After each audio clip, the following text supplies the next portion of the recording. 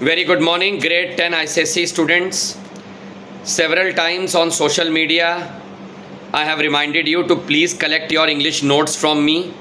10th ICSE के Julius Caesar, prose, poetries, language सबके notes की मेरे पास बुकलेट, PDF सब पड़ी हुई है. आप पता नहीं क्या सर्च करके पढ़ रहे हैं यहाँ से. गूगल, कोई जेमिनाई पढ़ रहा है, चैट GPT, जब मेरे पास सारा मटेरियल है उसको कलेक्ट कर लीजिए. वो फ्री ऑफ कॉस्ट है आपके लिए. Now all the best city Montessori school students because they are having their English literature exam on 30th of June, मतलब कल ट्यूसडे को. अभी आपको पढ़ना क्या है? सब पढ़ना है, क्योंकि वैसे भी केवल 40% कोर्स आ रहा है. 2 chapters, 2 poems and 3 scenes. Act 3, Scene 1, Scene 2, Scene 3 with the photographer, elevator, haunted houses, Glove and the Lions. ये सारी चीज़ें आपको पेपर में नज़र आएंगी. इसमें भी आप कंजूसी कर रहे हैं. मैं बता रहा हूँ ना क्या पढ़ना है. चलिए उठाते हैं पहले पोएम से, क्योंकि 2 पोएम के ही क्वेश्चन अटेम्प्ट करना. Glove and the lions and haunted houses 2 poem आएंगी. कैसे पढ़ना है? ग्लव एंड द लायंस में describe the nature of the king. Number 2, describe the appearance and nature of count de Lorge's lover. ये एक part हो गया. Describe the lions fight. How can you say that there is no place of vanity in true love. Why do you think she must have thrown her glove. Why do you think Count de Lorge must have decided to pick that glove. ये एक part आप पढ़ेंगे. Haunted houses. Why are ghost called harmless phantoms inoffensive. Why have the ghosts returned to the world of sense, where all we can just sense them? How is their presence justified inside the house? Why have they returned? From where have they returned? What is the dark gate of cloud? What do you understand by perturbations, perpetual jar, equipoise, aspirations, dark abyss? ये word meaning haunted house का मतलब, जिसकी word meaning बहुत मजबूत बन गई, वो समझ लीजिए बाजी मार गया. How can you say our little lives are kept in equipoise? Why has the poet compared the spirits to water vapor and ethereal? इस तरीके से 2 पोएम आपकी कवर हो गई. 16 मार्क्स. थीम्स दोनों की. ग्लव एंड द लायंस की theme rise and fall of pride. Vanity has no place in true love. Haunted houses, connectivity past and present. Supernatural, paranormal. आते हैं चैप्टर पर with the photographer. इससे आसान तो कुछ है ही नहीं. Appearance of the narrator, appearance of the photographer. Narrator did not have 3/4 full face. Photographer was a drooping man, very scientist kind of looks. What did the narrator do in that 1 hour? Describe the studio, describe the camera. How was the photograph री invented? How were the instructions given by the photographer to the narrator? सबसे important. Hands on the knees, contract your waist, expand your lungs.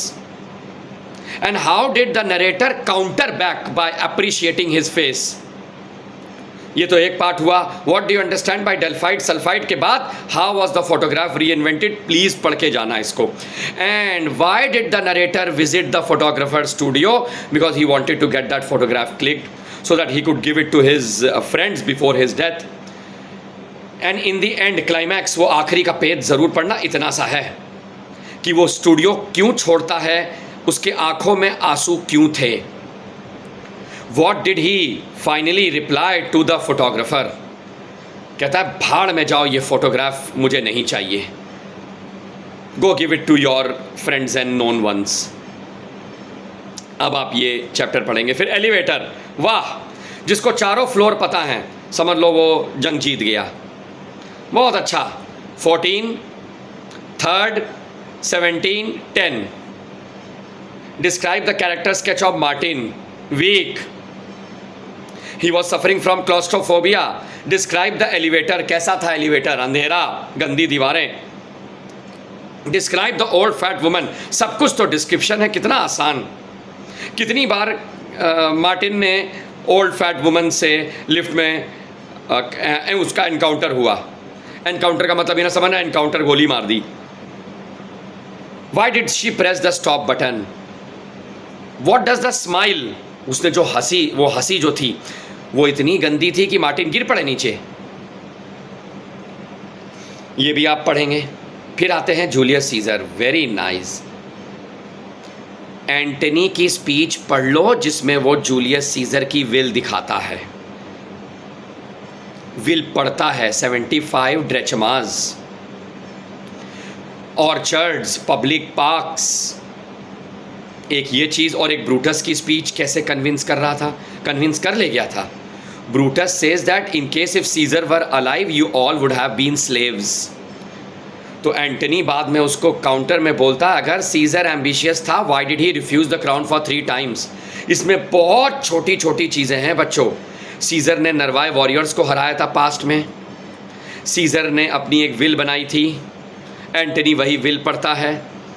Antony is so clever कि वो बोलता है कि मेरी जान को खतरा है तुम्हारे ऑनरेबल मैन से। ऑनरेबल मैन कौन? Brutus Cassius. उसकी बॉडी को तैयार हो जाते हैं किसी होली प्लेस में जलाने के लिए। ऑक्टेवियस सीजर भी आने वाला है। फिर एक बहुत इंपॉर्टेंट स्पीच है जिसमें सीजर घमंड में अपने आप को पोल स्टार, नदन स्टार से कंपेयर करते हैं। It was end of Caesar, it was the last nail in Caesar's कफिन।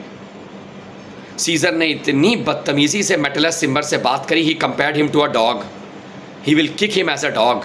Brutus को गाली दे दी, सिन्ना को गाली दे दी, कैशियस को गाली दे दी, कैस्का ने चाकू मार दिया, ब्रूटस ने हार्ट में मारा। They all shout liberty, freedom and franchisement. इसके बाद ताबड़तोड़ स्पीचेस हैं ब्रूटस और एंटनी की। एंटनी आता है, कहता Caesar you lie down so low, ये पढ़ लेना। ब्रूटस कहता हम एंटनी तुझको नहीं मारेंगे, डोंट वरी। फिर एंटनी सीजर को कंपेयर करता है गॉडेस ऑफ रिवेंज 8 से। सीजर के भूत को इनवाइट, सॉरी नॉट इनवाइट, लेकिन कहता है कि अगर Caesar's ghost will come back then there will be a civil war. ये भी आप पढ़ेंगे। फिर आखिरी में आप पढ़ेंगे जिसमें ब्रूटस मार्क एंटनी को परमिशन दे देता है कि go and deliver a speech on the pulpit, but there are various conditions. You will not speak ill about us. You will share the same pulpit जहाँ से ब्रूटस बोल रहा है। Scissor की बॉडी तुमको अलाउड है लाना, लेके आओ, लेकिन मेरे सामने ही रखना जो साफ बात, वरना मैं तुम्हें रोक दूंगा स्पीच देने से। All the best. जल्दी से मुझे कॉल कर दो 9839305466। बेइंतहा नोट्स है मेरे पास देने के लिए, उसी से आता है, पेपर बनता है। All city Montessori school students, thank you so much.